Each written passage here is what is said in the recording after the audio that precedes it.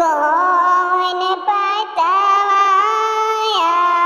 तर पातर कौन पतवा भुइया लोटे आरे माई कौन पतवा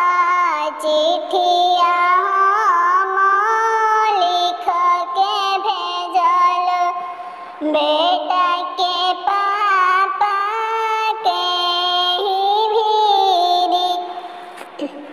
आरे माई कौन पतवा चिट्ठिया हम लिख के भेजल बेटा के चाचा के ही भीरी आम पतवा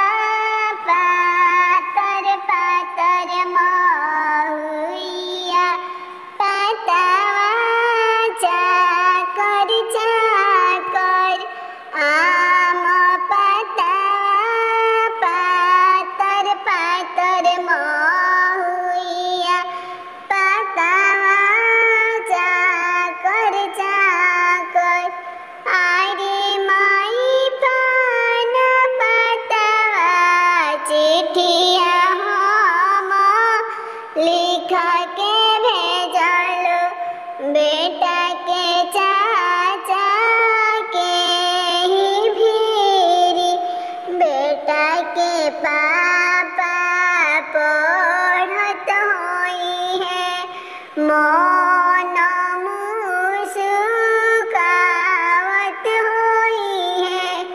बेटा के चाचा पढ़त होई है मन मुस्कावत होई है